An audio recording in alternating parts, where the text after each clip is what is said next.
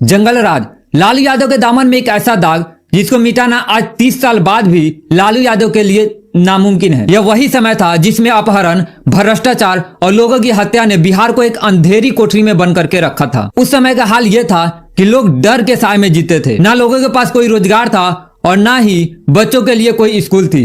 बस बिहार में था तो डर डर और हर तरफ डर। उस समय अगर किसी डॉक्टर या बिजनेसमैन के बच्चे शाम को घर वापस नहीं आते थे तो तुरंत ही यह समझा जाता था कि अब फिरौती का फोन आने वाला है। यह माहौल ने व्यापारियों के ऊपर इस प्रकार प्रभाव डाला कि आज देश की आजादी के 75 साल बाद भी बिहार भारत के सबसे गरीब राज्य बना हुआ है। आज भी व्यापारी और कंपनियां बिहार में आने से डरती है। तो आखिर जंगल राज की शुरुआत कैसे हुई?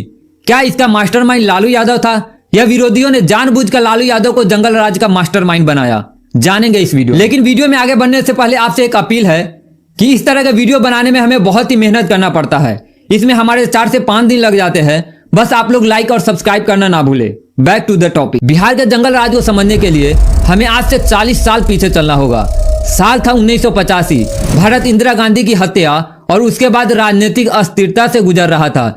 बिहार में भी उथल पुथल की माहौल था। बिहार के राजनीतिक पर उस समय ऊंची जातियों का नियंत्रण था, खास करके भूमियार और राजपूत वर्ग का दबदबा था। निचले वर्गों यानी पिछड़े, अति पिछड़े और दलितों की आवाज राजनीति में लगभग गायब थी। उस समय बिहार में कहा जाता था कि लोकतंत्र तो है लेकिन बोलने का हक सिर्फ ऊंचे जातियों का है। फिर बिहार में धीरे धीरे एक नई लहर उठने लगी, सामाजिक न्याय की लहर।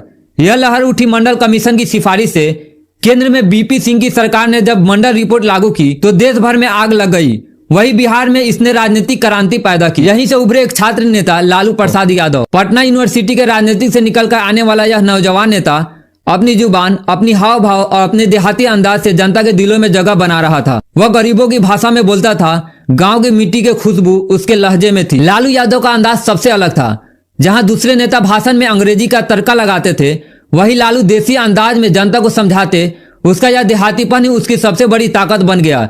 लोग कहते थे कि लालू हमारे जैसे है। लालू यादव की राजनीतिक विकास से ज्यादा सामाजिक न्याय पर टिकी थी। उन्होंने आरक्षण को मजबूती दी, दलित और पिछड़ों को सत्ता में भागीदारी दिलाई। लेकिन इसी बीच राज्य में बुनियादी ढांचे का पतन शुरू हो गया। सड़कें टूटी, स्कूलों में शिक्षक टाइम पर नहीं आते थे और अस्पतालों में दवाइयां नहीं मिलती थी। साल था 1990। जनता दल ने बिहार में चुनाव लड़ा और बिहार के जनता ने पहली बार एक ऐसी नेता को चुना जो ना तो किसी राजघराने से था और ना ही किसी ऊंचे जातियों से। और लालू यादव बने बिहार के मुख्यमंत्री।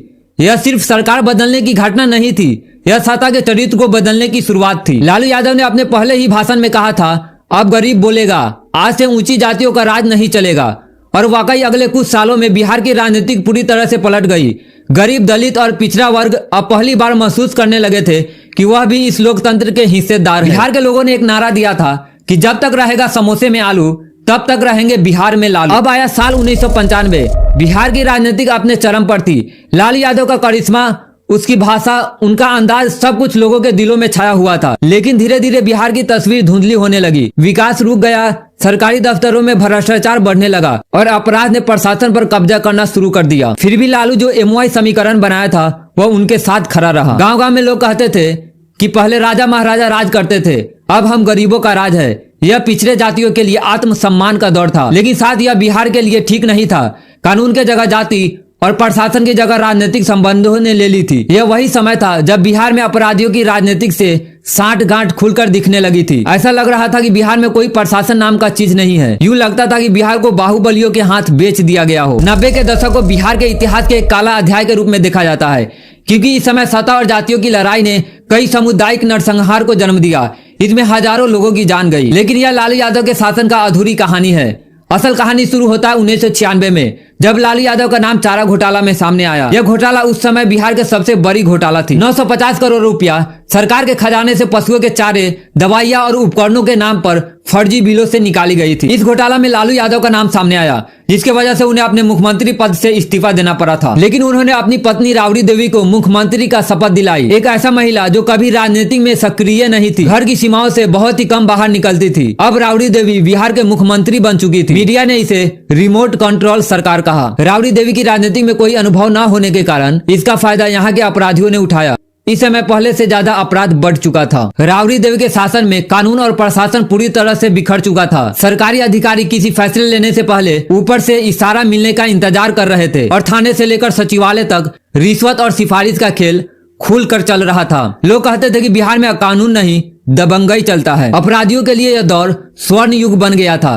सड़कों पर गोली चलाना, दिन दहाड़े अपहरण करना और पुलिस के सामने फरार होना, यह सब आम बात हो चुकी थी। कहते हैं कि उस समय पटना की सड़कों पर शाम होते ही सन्नाटा छा जाता था।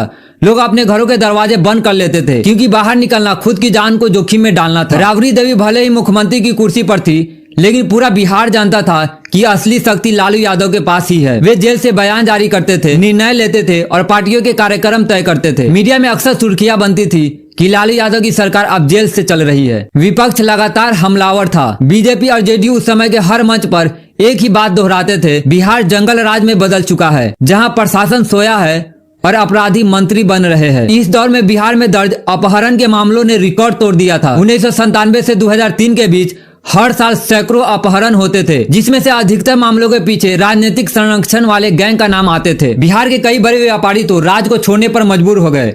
स्कूल और कॉलेज में पढ़ने वाले बच्चे दूसरे राज्यों में पढ़ने जाने लगे और मध्यम वर्ग टूट चुका था। राबड़ी देवी की कार्यकाल में जातीय राजनीति ने और गहरी जड़ें जमाने लगी। हर फैसला जातीय समीकरण देखकर लिया जाता था। किस जिले में कौन एसपी या डीएम लगेगा, यह भी इस बात पर निर्भर करता था कि उसका जातीय झुकाव किस तरफ है। पुलिस और प्रशासन जातियों में बढ़ चुका था। जहां कानून को देखना चाहिए था, वहाँ पहचान देखी जाती थी। यह दौर ऐसा था जब अपराधी और नेता की सीमाएं धुंधली हो गई थी। कई बाहुबली सीधे विधानसभा पहुँच गए, कुछ जेल में रहते हुए चुनाव लड़े और जीत भी गए। ऐसे ऐसे नाम सामने आए जिसका खिलाफ हत्या, लूट और अपहरण के मामले दर्ज, लेकिन वे जनता के माननीय बने हुए थे। आम जनता अब निराश हो चुकी थी। लोगों को यह समझ नहीं आ रहा था कि यह लोकतंत्र है कि किसी गुंडों का शासन। बिजनेस पूरी तरह से ठप हो चुका था, शिक्षा बदहाल थी और स्वास्थ्य व्यवस्था चरमराई हुई थी। बिहार के युवाओं के बीच पलायन तेज हो गया था।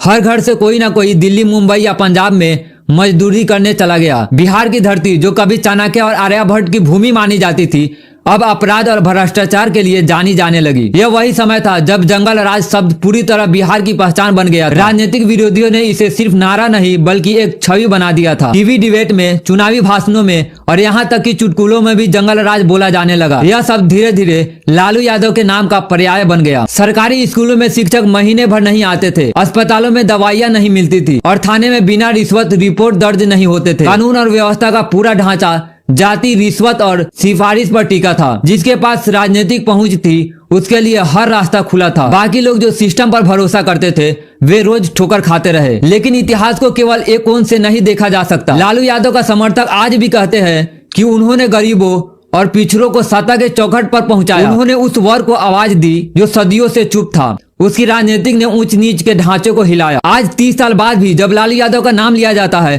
तो जंगल राज अपने आप जुड़ जाता है। यह शब्द उनके राजनीतिक जीवन का अस्थायी प्रतीक बन गया है। भले ही उन्होंने रेल मंत्री बनकर देश में नई पहचान बनाई हो, लेकिन बिहार की मिट्टी पर यह छवि कभी नहीं बदलेगी। इतिहास में लालू यादव को एक ऐसे नेता के रूप में देखा जाएगा जिसने सत्ता को गरीबों तक पहुंचाया, प्रशासन को अपराधियों के हाथ में छोड़ दिया, जिसने जनता को बोलने का हक दिया पर सुनने वाला तंत्र नहीं बना। जंगल राज आज भी लालू यादव के लिए गले की हड्डी बनी हुई।